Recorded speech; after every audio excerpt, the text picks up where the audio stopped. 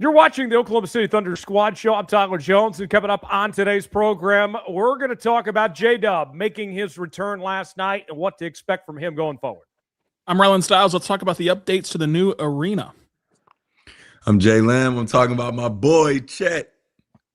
I'm Derek Parker. We're going to talk about how playoff ready this Oklahoma City Thunder team is.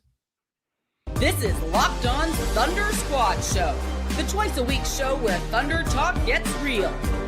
No filters, no fluff, just raw takes, sharp opinions, and straight-up passion for the game. The way only Locked On Podcast Network knows how. Let's drop some dimes and squad up. The Thunder Squad Show starts now. Have you with us here at the Oklahoma City Thunder Squad Show. Tyler Jones here. Appreciate y'all stopping by. Loaded show ahead. We'll start with JDub in a moment. We have a new name for the brand new arena in Oklahoma City, the Continental Coliseum. By the way, the only arena in the league that's going to be known as a Coliseum. We got an update on all that. We'll talk about what that means for the Thunder's future. Chet Holmgren playing very well, been very consistent offensively as of late. We'll dissect that. And with just a few more weeks left till the playoffs begin, how playoff ready are the Oklahoma City Thunder? We'll talk about that in our final segment. Guys, let's begin starting with JDub.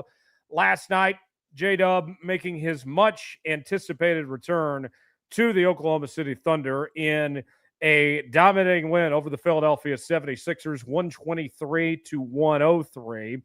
And in 20 minutes last night, solid outing from JDub, 18 points, going 8 of 14 from the field, 1 of 3 from three-point range, had 4 rebounds and 6 assists. And Derek, I'll start with you on this one. I would say that looking back at last night, I know it was only 18 minutes, but I think that's a good step in the right direction for him to begin this process of getting back up to speed here. Yeah, he could have had a lot worse game and it still would have been considered a win. Just the fact that he got on the court at this point in the season. So to go out there and play as well as he did was a major, major win for this Thunder team that desperately needs him to ramp up. JDub just kind of feels like the quintessential piece to this Thunder era right now. Like he can just do so many different things, whether it's finishing at the rim, scoring at all 3 levels, defending. He had the playmaking going, 6 assists to 3 turnovers. He can just do everything, and he brought the energy. He's one of their top energy bringers. They desperately need him. There is no version of this Thunder team that is at their best without Jalen Williams, so super nice return game for him. Jeremy, your thoughts on JDub making his return? What'd you think? Yeah, like Derek said, whether he played bad or good, it was just good to see him out there. But it's obviously a plus that he did play well. You know, coming back from injury is always tough. You know, you want to be aggressive, but you might be in your head a little bit. But it just looked like he was just ready to play. You could tell, you know, he's anxious to get out there and battle with the team. So for him to come out there, be efficient, you know, 18 points and just doing what he does on both ends, all the different things he can do on the court, he was able to do. You know, it didn't look like he was holding back or whatever. You know, he's, you know, obviously on a minute restriction and stuff like that. But going into the playoff push, just him being out there, getting his legs under him, and, you know, they finding chemistry over this next month or so going into the playoffs, thought it was huge. So, again, was happy to see him play well. You know, it was a plus to see him play well, but it was great to see him, you know, just out there, you know, playing his game. Rylan, one of the things that was talked about with JDub was, okay, when he comes back, how much ramp-up time is he going to have before getting to the playoffs and getting back to full strength and also fitting in when it comes to this rotation and all, just working out all the kinks. And with 10 games to go, 1 game already under his belt, I would argue, Rylan, that the timing of his return couldn't be any better for Oklahoma City at this point. Yeah, you know, you have 11 games left now, 10 in the regular season that he can play in. You also have that week off in the play-in tournament to really ramp him up in a practice setting for a week. And then you have a first-round series that nobody really thinks will give the Thunder much of a threat. And so this is a guy that said last night that his wrist has felt a lot better than it ever has, and that's kind of back to where he's used to having his wrist and the range of motion, his grip strength, things that kind of held him back earlier this year. It seems like he's completely cleared that hurdle.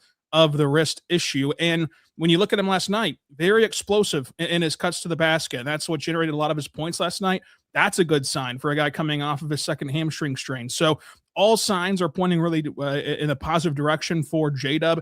He continues to make a great impact on this team. Of the 27 games he's played, 18 of them have had 5 or more assists because of his playmaking. And now this team is flushed out around him to give him more options to spray the ball out to and find success offensively. So it obviously comes at a really good time. And he talked about that last night, that, the situation of coming back at this juncture of the season is almost good for him, to give you that sense of urgency, to kind of instill that in you right away and ramp yourself up for what's going to be a very intense postseason, as the Thunder are trying to make history in some regards. The first team since 2018 to try to go back-to-back. The Warriors are the last team to do that. And of these defending champs, they haven't gotten out of the second round, much less repeated since those Warriors. So you look at it, and there's going to be a lot on the plate of Oklahoma City and a lot of adversity for them to go through eventually in the postseason. So having that sense of urgency right now and kind of turning this season into an upward trajectory again as they're in the midst of this massive winning streak of 12 games, it's all pointing well for the Thunder and for JDub. Jeremy, as Rylan mentioned, 12-game winning streak that Oklahoma City's on right now, and then you add JDub to the mix. One thing we've talked about in this show over the last week or so is their best basketball still ahead of them? And to think that they're winning like they are right now and getting back their second best player at this point, there's some real momentum and a lot of reason to be optimistic of where this team is headed right now. Yeah, for sure. Because they, like you said, we haven't even really seen their whole team, but they're on a 12-game winning streak. They're playing well, winning games. They've had a couple that they dropped this season, but throughout the season, their style of play, they're going to win a lot more than they lose. And that's what they've shown, no matter who's in, who's out. So to see them at this point of the season, and then you think back, we haven't even really seen their full team on the court at the same time. We don't know their rotations. We don't know their in-game lineup. It's just, I feel like it's so much more that they can do. They can get so much better. So that's why this next month and a half is so big, because they can start to get some chemistry as people continue to get healthy. They begin playing with each other again and really start to learn each other even more. So yeah, that's a huge plus. Obviously, to get JDub back, your second best player, and one of the biggest parts of your team, especially come playoff time. Derek, what specifically does JDub bring that maybe this team has been missing since he's been out? He brings everything, which I think, there's a lot of good overlap on this Thunder team, but JDub just brings absolutely everything. I touched on it earlier, but there's just nothing he can't do on the court. He can meld. He can be your point guard. He can be your primary creator. He can play off of others. He's an all defense level defender.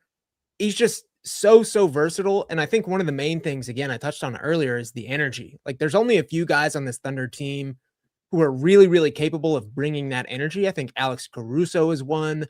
Jalen Williams, but JDub, when he's on the court, just brings kind of a chip and an edge that not a lot of other players do. And I think you can really feel it when he's out there. I think it spreads from the starting lineup to that second unit that he plays on. He just brings the energy. And I think that's a huge thing for this Thunder team that has been a little more up and down in the regular season this year in terms of intensity and things like that.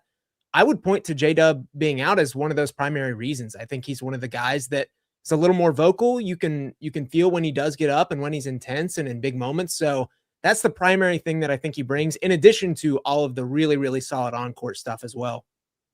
Rylan, we're about to see this team at full strength, basically for the first time all season, with JDub back and all. Like, one of the things we've mentioned before is that this Thunder team, Mark Daigneault, when it comes playoff time, is not a guy that does what everybody else does and goes to 7 and 8 man rotations, that he sticks to his principles of what got them there, that they stated their identity.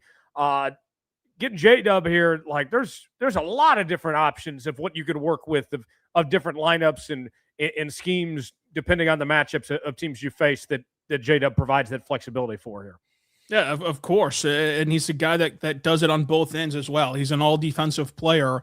And if you need a massive defensive lineup, you can scale him up or down positionally. You can have him defending in the post. You can have him defending on the perimeter. That gives you defensive flexibility. Offensively, he's proven to be a really high level off-ball offensive weapon for you with his ability to cut behind defenses and take advantage of slanted defenses who are kind of putting pressure on Shai, and then he's going to be able to play off the catch and take advantage of the scoring gravity next to Shai.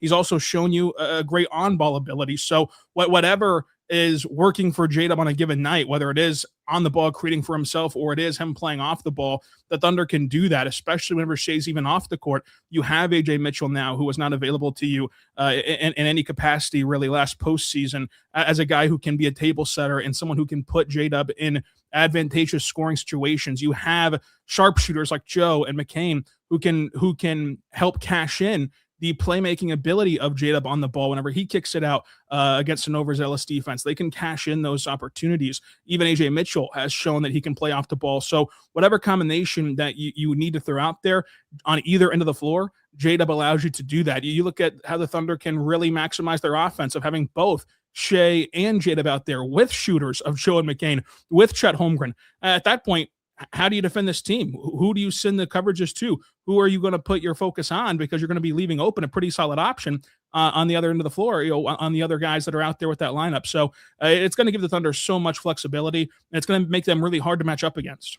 Yeah, extremely difficult to match up against. You're watching the Oklahoma City Thunder squad show right here on the Locked On Podcast Network. Tyler Jones, Jeremy Lamb, Derek Parker, Rylan Stiles here with you on this Tuesday afternoon. Appreciate y'all joining us. And Jeremy, when I look at JDub's game, we mentioned that he does so many things well. When we talk about him in this postseason here, I mean, this is a guy that I think is going to be responsible for probably a couple of wins at least, where you say that, hey, we try to put, how big of a deal this is for Oklahoma City, him coming back. There's going to be games, I would bet, in this postseason where we can point to JDub as the reason why they win a game, that he's that type of difference maker. I would be extremely surprised if we look back, at the playoffs and it's not a game that he won for them. Like, he's one of those type players. Again, he can be your ball handler. He can be your scorer. He can be your defender, your playmaker. Players like that obviously are extremely important in the playoffs, and he's shown it before. It's not like, we don't know what he's going to do or whatever. Like, the only thing we don't know about him is if he's healthy. When he's healthy, he gives 110%. He's a big body. He can guard 1 through 5 on pretty much any night, so having a piece like that, but having him back now so that he can be able to get his rhythm going into the playoffs is huge. So that's why, him coming back now, he's going to have to shake off some rust and, whatever it is, which that's normal. If he just came back like SGA, like nothing ever happened, you might be a little surprised, but, he's going to have to shake some rust off and just once he gets his rhythm and, be able to play his game, comfortably like he wants. Yeah, we definitely going to look back and say, without him, we wouldn't have won that series or won that game, whatever it is. He's definitely that type of player. Derek, last question to you on this. And we may not know the answer, but when we look at this timetable, like Rylan was discussing about hey, he's got 10, 11 games here. How long do you think it is before we see him have that breakout game, that all-star caliber performance that we know he's capable of? Do you think that they kind of have the minutes restriction on him for a while? What do you think the ramp up is going to look like for him? Yeah, I don't know that there's a way to know. It's going to be pretty situational to his, specific injury and this Thunder team construction. I will say, I think the two things you want to look out for right now as you kind of hit the home stretch of the season are his handling. How tight is the handle? How much is he going to be able to handle the ball? And then his three-point shooting. It wasn't at a high volume prior to this season. I mean, he just hadn't had that range of motion that Rylan was talking about with the wrist. The 3-point volume wasn't there. The 3-point percentage wasn't there. And those are two things that's going to get him, should they come back to that all-star level of performance. He's such an adept driver of the ball that if teams aren't sagging off and aren't letting him shoot open 3-pointers, then he's going to be able to drive the ball. And if he's driving the ball and he has the handle tight and everything's kind of flowing and moving, then he's going to be a super potent scorer as well. So I would watch out for those two things. I didn't think they were perfect against the 76ers, but they were well ahead of schedule in terms of what I was seeing. So I think he's got enough games here as the regular season ends to wrap those things back up. More to come on the Oklahoma City Thunder Squad Show. There's a brand new arena coming to Oklahoma City, the Continental Coliseum. The Thunder will call home starting in 2028. We'll tell you what we know of the new venue for the Oklahoma City Thunder. And we'll also talk about Chet. He's looked very good as of late, playing very consistent offensively. We'll dive into that as well as we continue here on the Oklahoma City Thunder Squad Show. Stay with us. Workplace chaos, deadlines stacking up, inbox overflowing, and the one position you have to fill still sitting open. When the pressure's on and you need the right hire, this is a job for sponsored jobs. Indeed Sponsored Jobs helps you reach the people who actually fit what you're looking for. Skills, experience, location, so you're not just hoping the right candidate stumbles across your post. And here's a stat that says it all. In the minute I've been talking to you, companies like yours made 27 hires on Indeed, according to Indeed data worldwide. So if you're hiring, spend less time searching and more time interviewing candidates who check all your boxes with Indeed Sponsored Jobs. Spend less time searching and more time actually interviewing candidates who check all your boxes, less stress, less time, more results. When you need the right person to cut through the chaos, this is a job for Indeed Sponsored Jobs.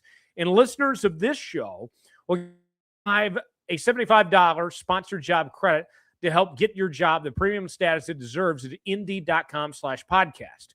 Just go to Indeed.com/podcast right now and support our show by saying you heard about Indeed on this podcast.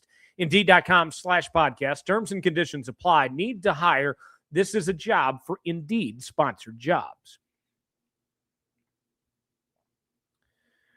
Welcome back to the Oklahoma City Thunder Squad Show. Tyler Jones, Rylan Stiles, Jeremy Lamb, Derek Parker back here with you now.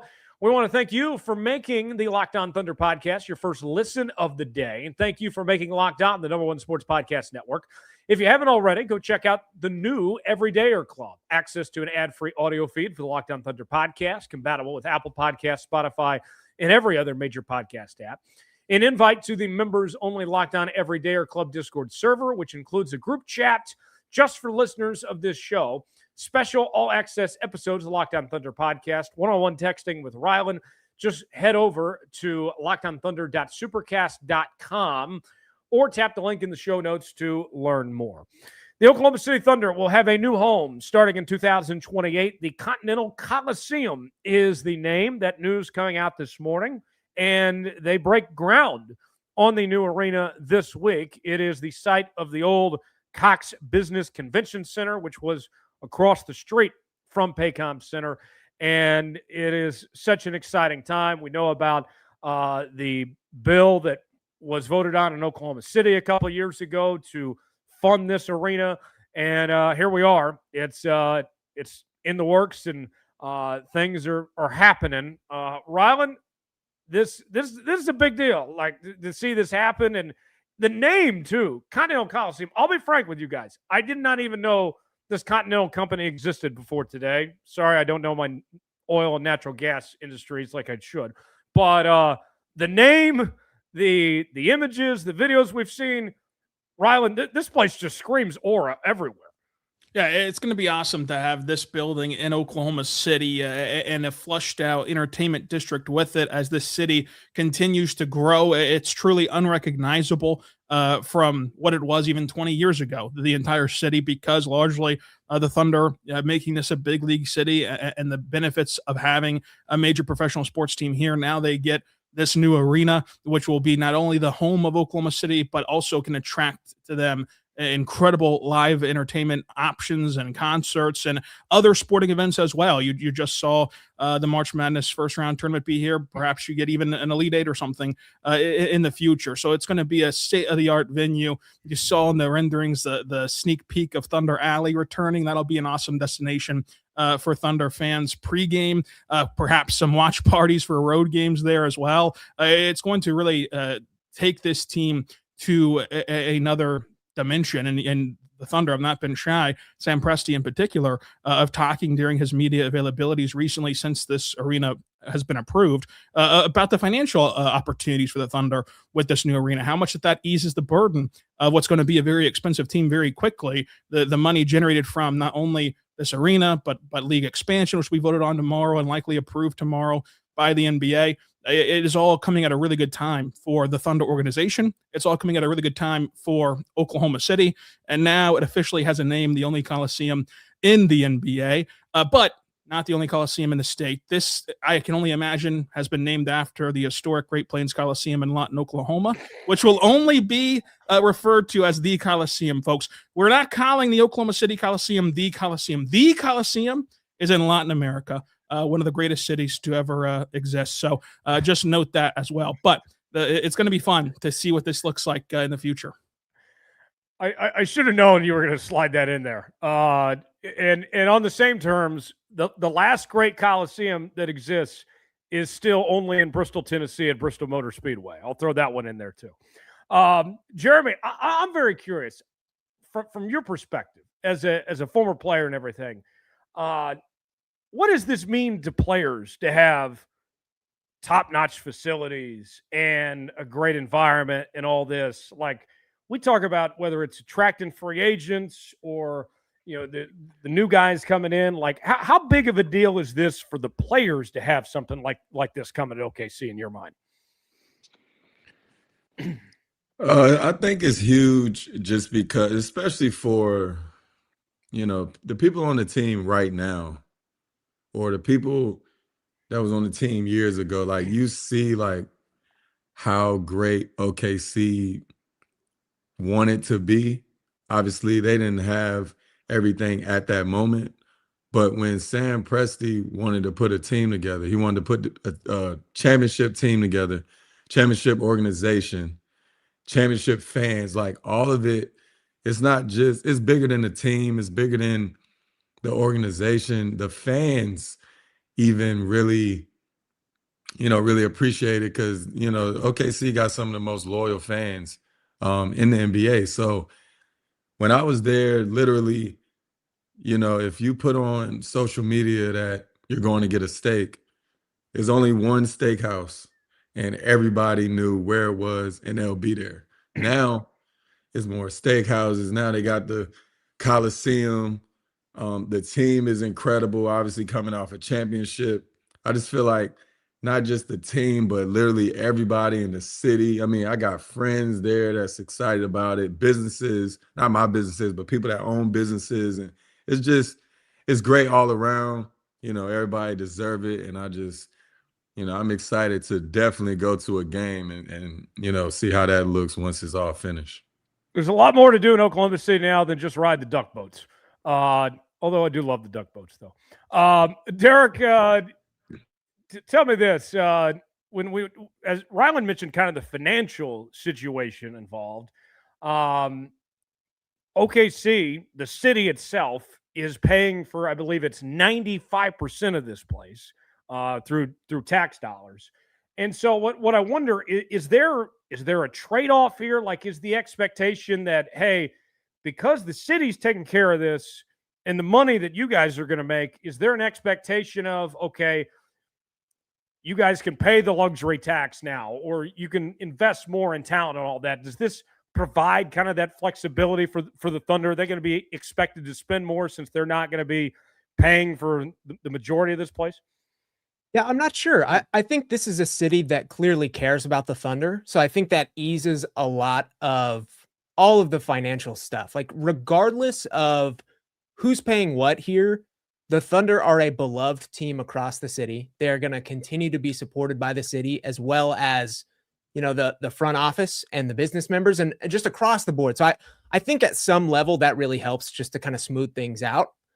Financially, your guess is probably as good as mine. I think these things will be hammered out in the next, 5-10 years. But in the absolute least, you're going to be getting a state-of-the-art facility. You're going to be able to continue to watch what is likely going to be championship level basketball for the next 5 years. And I think that's going to smooth things over in the sense that, like, this is a beloved team. Like, you're going to see good basketball when you go here. It's going to be one of the best, truly the best NBA arenas across Coliseums, I should say, across the nation. And I think that helps. Rylan, the designs on this, I know that it doesn't cost as much as like the Intuit Dome, for example, which was upwards of $2 billion. This is a $950 billion project here. But everything we've seen shows that this is going to be as good of a venue as anywhere in the league. Yeah, it's going to be quite literally state of the art, and the architectures for the building and for the construction of it, they've gotten a lot of input and a lot of inspiration from other state of the art venues, both NBA wise and otherwise. So they're kind of having the best of both worlds and really getting to flush out this arena as the newest kid on the block here in the NBA, building a venue. So I think that it's going to be awesome. And some of the features about it, that they've really, really, really taken pride in. While it is going to be a bigger venue, and it has to be, the Paycom Center is one of the smallest square footage wise in the league. They're going to design it in a way, they have designed it in a way that will still trap sound. And so you're not going to lose any of the Loud City branding that this team's really gotten. So I know that was a big concern for people. I expect it to be incredibly loud. The concourses will just have more room to roam a little bit. You're not shoulder to shoulder with everybody on the concourse, but the actual playing surface will still be incredibly loud for the Thunder. And then they also have these glass panels that let you see the Oklahoma sunset for some of these games, which we know is a big deal in this state. And I think the state's the right word to use, because it's not just the city of Oklahoma City that takes a lot of pride in the Thunder and what this thing is, but it's everybody around the entire state. And so this is a really, really cool day and a really cool venue that we're going to be seeing here very quickly as they project to open it in late summer of 2028. So it's going to be a lot of fun. Everyone is excited about it.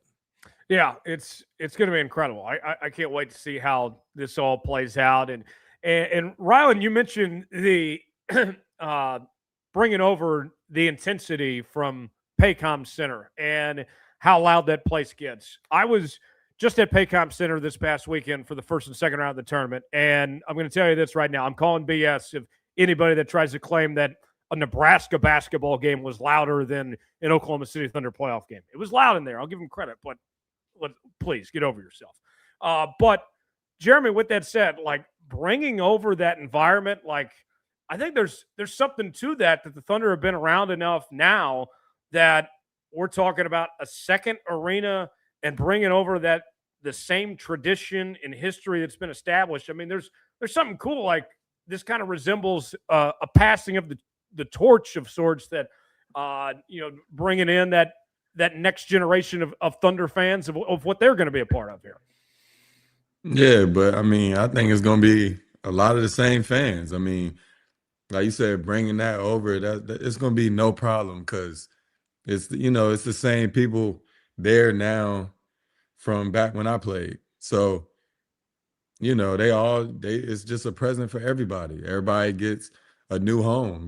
It's not just one or two people like, oh, I get to promote to the new arena. Nah, like, we all get a new home and everybody's just excited for it. So they won't have no problem, bringing that same energy. It's going to be more restaurants in there, more drinks, more everything. It's going to be even more energy in there. It's just going to feel great for them. Derek, when we talk about what Oklahoma City's doing, from the on-court product to the off-court product, with this obviously being a big part of it as well, when we say that the Thunder are a model organization for the rest of the NBA, like, we really mean it. Like, this is just another part of how well this is done. You look around, whether it's the NBA or other sports leagues, a lot of these stadium situations are pretty messy. Like, they got through this pretty well, all things considered here. And I think that, honestly, probably puts pressure on other teams to keep up with the Joneses, pun intended, with what Oklahoma City's doing here.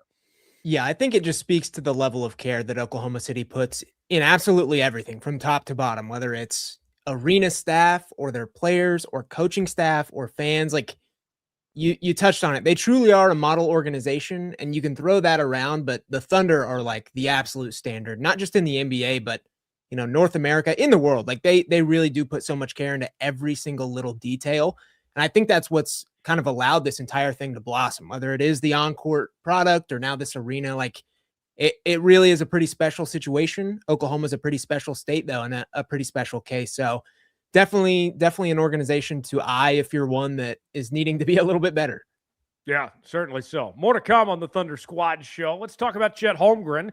He's been very consistent. His offensive game's been solid. We'll talk about that. Also, how playoff ready are the Oklahoma City Thunder? We'll talk about that in our final segment as we continue here on the Oklahoma City Thunder Squad show. The tournament is here. One of the best times of the year. Brackets, buzzer beaters, upsets. It's nonstop action from tip to final cut down. And right now, FanDuel is giving new customers a way to stay in the action all tournament long. Here's the best part. You can get up to $300 back in bonus bets every day for 10 days. That means 10 chances to stay involved throughout the entire tournament. You can mix it up however you want. Game picks, futures, or even same-game parlays for bigger potential payouts. It's perfect for the tournament because every day there's something new. Different matchups, new storylines, and more ways to get involved as the bracket unfolds. So visit FanDuel.com to sign up today. That's FanDuel.com to get in on the action. Welcome back to the Oklahoma City Thunder Squad show. Jeremy Lamb, Rylan Stiles, Derek Parker, Tyler Jones back here with you now. Appreciate y'all joining us. We're halfway home. Let's shift gears now and talk about Jeremy's favorite guy. That is Chet Holmgren, who has been playing very well as of late, and he's been so consistent. We're talking about he's had 7 games in a row with point totals. And that's just the games he's been healthy. That streak goes even back further of the games that he's played consecutively. But you look back last night, 17 points, 18 against Washington, 11 against Brooklyn, 20 against Orlando, 21 against Minnesota. Jeremy, the Thunder liking what they're seeing from Chet, but having his offensive game take the step up it has been a nice touch. Yeah, that's my guy. He definitely, not that I know him or anything like that, but that's my guy in terms of, I love his game. I love his approach. I just feel like, we all can see like his game. We can see his skill set. We can see all the different things he can do. And the one thing people say, or the two things, maybe he's skinny and he's inconsistent. You can work on your body, and he's working on the consistency. Him coming out every game, playing well. See, it's hard at times, when you're going through the season, you're not playing like you want to play. You might start listening to other people. You might kind of get in your head a little bit, but he just took it to the gym. He's been playing well offensively, obviously. Defensively, he does his thing. Every night. That's something that he don't even really got to practice. He just, uses body and hard work. But the offensive end, that's something you really got to get in the gym and really work on. And you see the proof is in the pudding, what he's been doing on the court consistently. It's great for the team, and it's great for, the fans to see. The fans want to see players getting better. The GMs want to see, the people that they pick for their team and stuff like that. They want to see him getting better, want to see him working hard, and he's showing all that. He could rebound a little bit better. He only averaging 9 rebounds at 7 foot. That could come up a couple rebounds, but 17 points on 55% shooting. That's big time. So as long as he continue to get better, everybody's going to be extremely happy watching this game. Derek, I feel like when we talk about Chet's game, the number one thing that the naysayers point to is that the offensive game is inconsistent, that, you're not talking about Chet going off for 25, 30 points that often, but now he's been kind of changed the narrative of sorts based on what he's doing scoring-wise here the last couple of weeks. Yeah, the thing I point to the most with Chet is just the fact that he's doing it within the flow of the offense for the Thunder. Like, there's a lot of stars across the league that you have to give them the ball, you have to scheme certain offense for them, and they just kind of eat up a certain amount of like possessions or just like parts of the offense. And with Chet, he plays so within himself, so within the flow of this system, and he's still doing what he's doing on a nightly basis. 17 points, 9 rebounds, like all defensive player of the year level impact on the defensive end. So the fact that he's doing this without detracting from the rest of the offense is just such a boon to what they want to do. And then I think more this season than his previous years, you've also seen him kind of lean into what you're talking about, Tyler, which is him being able to create offense a little bit more and show some of the flashier stuff. And I think he does such a good job of towing the line between still play finishing, still just shooting open spot up threes and doing the things within the offense, but then also kind of putting his foot on the gas and being aggressive and getting into the mid-range jumpers or creating off the dribble a little bit here and there, or some of the 7-foot, too big stuff with Isaiah Hartenstein. Like, he's so smart. He's so cerebral for his size. You just don't see guys that are 7'1" that are this skilled, this cognitive of the game. So he's just an impressive player. He's so impactful. And I think he truly does put up like MVP-esque like impact on a nightly basis. It's not going to show up in the MVP rankings or maybe even in the box score, but what he's doing on a nightly basis just drives winning impact in Oklahoma City. I wish he would have kept his Twitter avatar a little longer, by the way. That didn't last long, but I had a good laugh at that. But Rylan, from Chet's offensive game, like when this team, was without JDub and they needed, somebody to step up, Chet has delivered. Like, he's been exactly what they've needed. Like, if this is the version of Chet the rest of the way to the end of the postseason, this will work for OKC. Yeah, I think that it will. And to Derek's point, like, a lot of his impact can kind of go unnoticed unless you're really watching intently to see how the game's unfolding. And one of the ways that it's shown up is we're talking a lot right now about how many options the Thunder have, the lineup combinations, how they can have so many offensive weapons on the court this season compared to last season. And that's largely because of Chet Holmgren, who can anchor a defense and make any defense become a really high-level group. Even whenever you have McCain, who is not a defender by any stretch of the label, or Joe, who's an above-average defender, but he's not the all-NBA caliber guys that you have on your bench.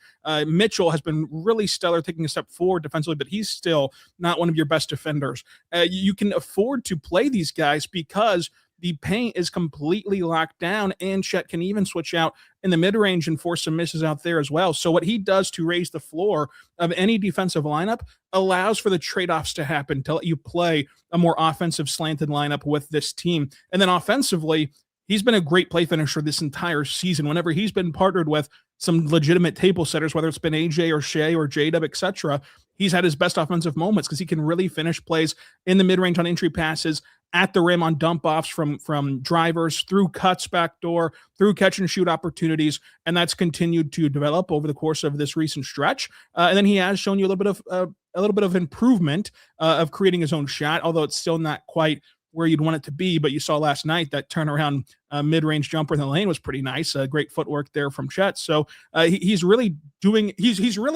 a star in his role. And Jeremy, I know that we don't typically give that tagline to players who are an all defensive player of the year, starting level player, but it still is true. What they're asking him to do, he's a star at, and that really helps this Thunder team, big picture wise, be the best in basketball and be the favorites to win the championship.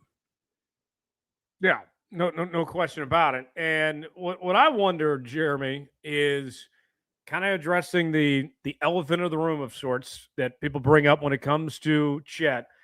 When it comes playoff time, how is he going to handle Wemby and potentially Joker as well? Does his impact get minimized, or are you concerned based on what we've seen and where he's at now about him going up against some of those better bigs when we get to the postseason here?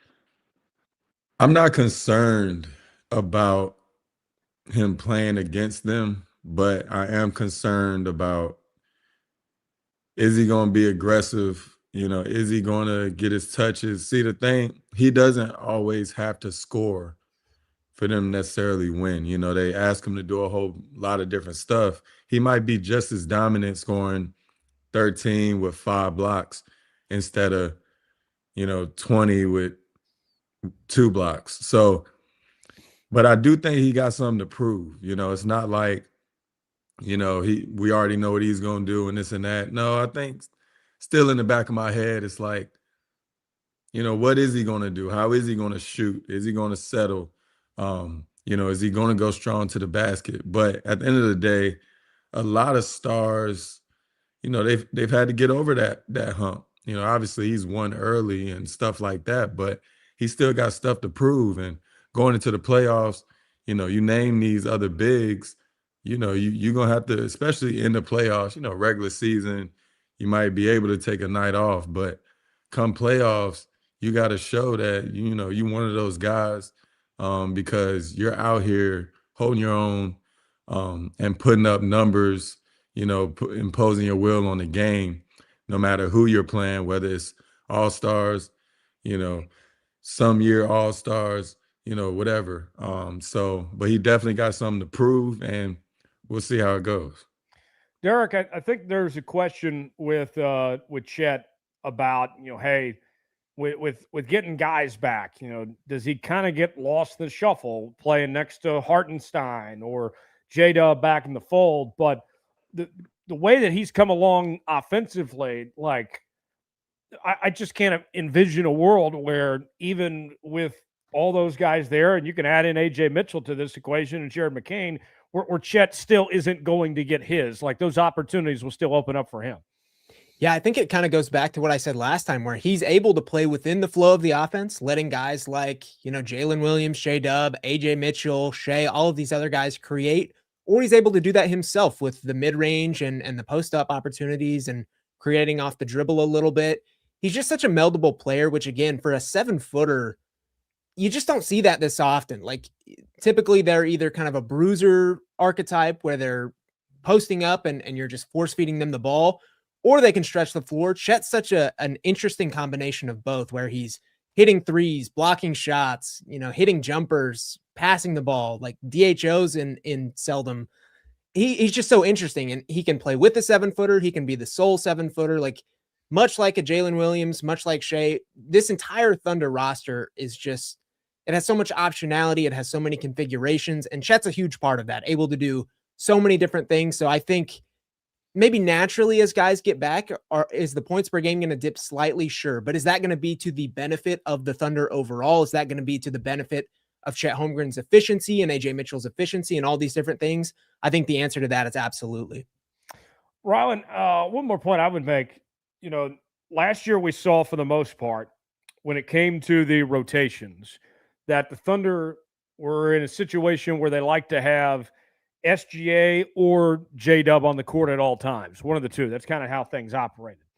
Now, looking at the way Chet's offensive game has come along, how well AJ Mitchell and McCain has played, I think if you found yourselves in a situation where if Chet has to be the number one option for a stretch, what is it? 3, 4, 5 minutes, whatever, like, you would be fine running the offense through Chet if you needed to. Yeah, I mean, you'd be fine with an offensive unit that would look like, Chet and Ihart together, where Ihart is kind of that DHO playmaker for Joe and McCain, and that way, and AJ, and that way Chet still has someone to get him the ball to be allowed to play through Chet with someone setting him up. You just have a lot more options now. And it goes back to, even if everyone's 100% healthy, you mentioned a 3-4 minute stretch there. Well, how could that come about? Tyler, I think that you're right in the sense of what if Shai and JDub are just clicking on all cylinders. You think back to that fourth quarter against Indiana in Indiana, where Shai gets the headlines for having the 15 points in that frame, but it's the guard-to-guard screening action that just puts Indiana in such a pretzel that Shai gets free buckets nonstop. If that two-man dynamic is working, let's say from the word go on opening tip, and you're about 5 to 6 minutes into the quarter, and it's really time to pull out JDub if you want to stagger those two guys as you typically do.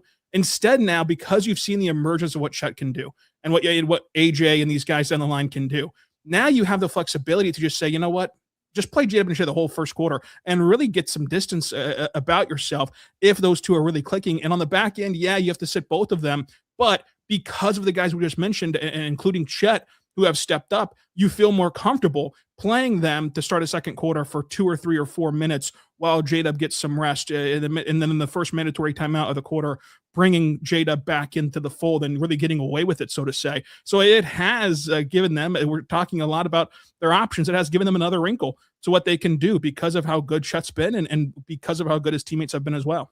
Yeah, and that's not even mentioned, like, what if, could be a crazy circumstance where maybe SGA and JDub are both in foul trouble potentially. And, what are you going to do to makeshift things? You got options that you could potentially work with and confidence there in Chet. Final segment ahead here on the Oklahoma City Thunder Squad Show. How playoff ready is Oklahoma City? We'll discuss that on the other side. Stay with us. Spring is a natural reset point, and there's one thing that can quietly cost businesses money. It's messy communication. Missed calls, scattered texts, no clear thread of who said what. That's why today's episode is brought to you by Quo, spelled Q-U-O. The smarter way to run your business communications. Quo is the #1 rated business phone system on G2 with over 3,000 reviews, trusted by more than 90,000 businesses. It lets your entire team share one business number so you never miss a call, text, or opportunity. The part I love, everything lives in one clean thread. Calls, texts, voicemails. It just makes your business feel more organized and responsive. Make this the season. No opportunity and no customer slips away. Try Quo free and get 20% off your first 6 months at quo.com/LockedOnNBA. That's QUO.com/LockedOnNBA. Quo. No missed calls, no missed customers. What if sports were traded like markets? Now you can put your sports IQ to work in real time with Robinhood prediction markets. It's not you against the house. It's you participating in a live market. You can buy or sell your positions live all game long. Use your sports knowledge in the moments that matter. Robinhood prediction markets changes the game. It's people moving the action. So when momentum shifts, you can move with it. I always knew the game, but never had a dynamic way to apply that knowledge. Now I actually can take part live in a market powered by people. You're no longer just a spectator. Play-by-play, you decide. Trade every play with Robinhood. Now available across the U.S. Download the Robinhood app now to begin. Final segment here on the Thunder Squad Show. Rylan Stiles, Derek Parker, Jeremy Lamb, Tyler Jones back here with you now. The NBA playoffs are getting so close as we await to see how things stack up for the Oklahoma City Thunder. We've talked about how hot San Antonio is. Well, they have not gained on Oklahoma City at all since the All-Star break, as the Thunder have continued to play such good basketball. And Rylan, let's start with this question. At this very moment right now, how playoff ready are the Oklahoma City Thunder? I think they're as ready as they've been all year long. In fact, they just put out their injury report for tomorrow's game against Boston. First time all year they've had their entire rotation. The only guys on the injury report are G League assignments of Sanford, Barnheiser, Topic, and Thomas Swober, who's out for the season. So you look at it, they're fully healthy at this juncture. We just talked about how Chet and JDub and AJ and McCain and Joe have looked. SGA's been fantastic in the midst of this 12-game winning streak. I think that they're fully ready, and you're now going to get the benefit of what JDub talked about last night, the sense of urgency of figuring a lot of stuff out in these next 10 games, where you're going to have to go up against Boston, which will be an NBA Finals level preview tomorrow, and it will be a great game. And you get to see, is this team better when JDub's on the ball? Is it better whenever AJ runs that secondary offense? What does it look like for Joe's rotation in a A very competitive game, but not just that, against a team that really put him in a blender defensively the last time that they played. Has he learned some lessons on that end of the floor? You're going to have a couple of matchups with the Lakers who are surging at this point, even after losing to Detroit last night. So you look at it, and I think that they're going to get some more tests down the road, but they're ready for this postseason. And you have these 10 games now to really settle in, plus that first round series to be playing your best basketball ahead of what's going to be a very difficult but very fun postseason run. I think that right now everything's going their way when you look at their ability to catch fire from three like they did on Monday. Now, that 3-point shot variance has often gone their way since the All-Star break in a lot of games, and that's whenever you want to see them at their best, plus the improved playmaking and the scoring. And then, of course, their defense has been suffocating since the All-Star break, getting back to what they're used to. So I think that they're ready, and I think that everyone's ready to see if this team can defend their title. Jeremy, what specifically do you like from what we've seen from the Oklahoma City Thunder right now? Just being able to withstand adversity. You would look at their record and never know how much they've been through the whole year. People in and out. Injuries is something that you can't control. All you can do is do what you possibly can to get as healthy as possible. And that's what they do. But, they haven't, the injury bug haven't been on their side this year, and they still are, the top team in the league. They don't make excuses. They just go out there. They play a brand of basketball that wins games. Like I said, 82-game season, you're going to lose some, but the way they play the game, the way they prepare, the way Shai is leading these guys, the way everyone knows their role. I mean, it's a beauty to see. So just seeing everybody come together, whether they got 8 active players or 14 active players, however many it is, they go out there, compete both ends, and you can see the joy when they win. Somebody could have 2 points and they're extremely excited for whoever had 30, so little stuff like that. But I think the biggest thing is just withstanding adversity and not being able to see what they've been through by, just their record.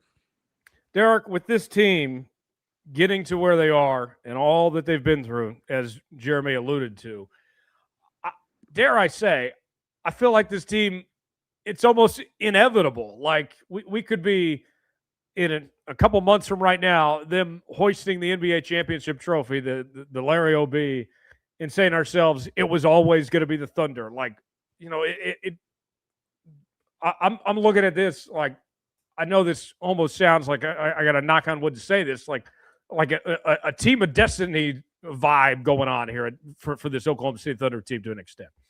Yeah, I think it speaks to all the things you guys just touched on. I think this is the deepest and most talented roster in basketball. I would not be stunned in the slightest if they did exactly what they did last year, if not even more dominant in terms of, cutting out game sevens, cutting out a few game one mishaps against Denver and Indiana. I really do think they're the best team in basketball right now. But to disagree a little bit, I think there's still some work to do this regular season. I think that, like I said earlier, the best version of this team is the one with the best version of Jalen Williams. He's obviously still working himself back. Even a guy like AJ Mitchell, I don't think he's playing to his full potential since his return, and he's only been back a few games as well. So I think there's a lot of things to still clean up. It's easy to say things like this against the Nets, the Wizards, the down 76ers, but I do think that they're still going to have to continue to use this home stretch as kind of a launch pad as they, launch themselves to much steeper competition. And I think to Rylan's point, you're going to see that against the Celtics. I think the intensity has been better for the last handful of games. You're going to see that against the Lakers.